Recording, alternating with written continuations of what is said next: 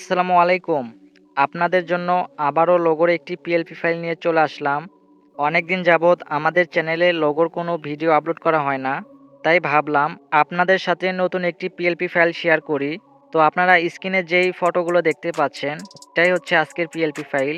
এই পিএলপি ফাইলটি ডাউনলোড করে আপনারা আপনাদের মতো করে এডিট করে নিতে পারবেন। এই কাজটি করার জন্য আপনারা অবশ্যই পিক্সেল ল্যাব অ্যাপটি ইউজ করবেন। অ্যাপটির লিঙ্ক আমি প্রথম কমেন্টে দিয়ে রাখবো। ওখান থেকে আপনারা এই অ্যাপটি ডাউনলোড করে নেবেন। ডাউনলোড করার পরে ওপেন করবেন। আর পিএলপি ফাইলটি ডাউনলোড করতে হলে অবশ্যই আপনাদের সম্পূর্ণ ভিডিওটি দেখতে হবে। তো অ্যাপটি ওপেন করার পরে আপনারা কর্নারে 3 ডট অপশনে ক্লিক করে দিবেন।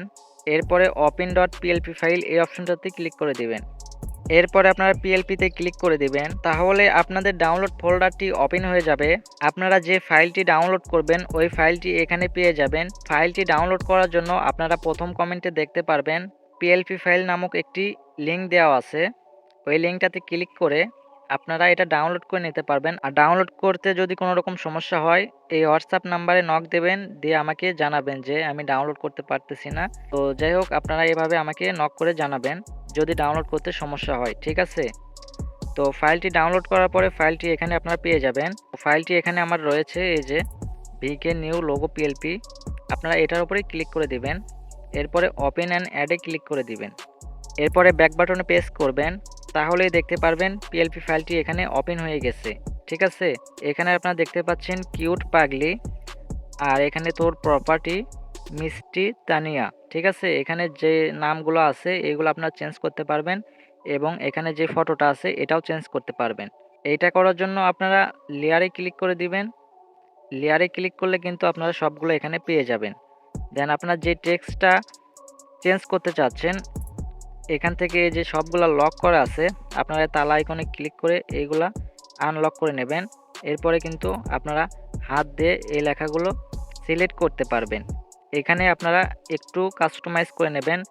এই লেখাগুলো আপনারা কাস্টমাইজ করার জন্য লেখার উপরে ডাবল ট্যাপ করবেন। এরপরে আপনারা দেখতে পারবেন এখানে আপনাদের কিবোর্ডটা চলে আসবে। এখান থেকে আপনারা যেটা লিখতে চাচ্ছেন ওইটা লিখে দেবেন, দিয়ে এখানে আপনারা বসাই দেবেন।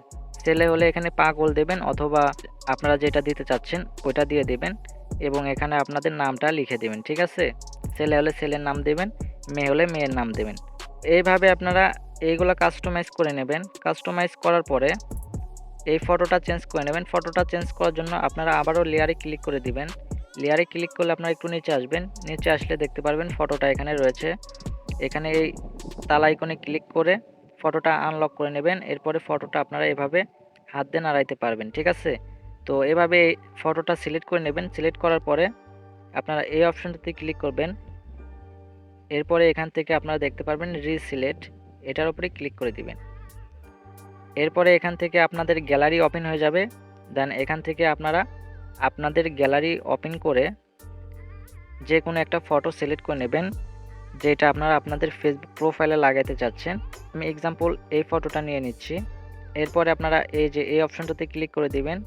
তাহলে ফটোটা এভাবে ক্রপ হয়ে চলে আসবে।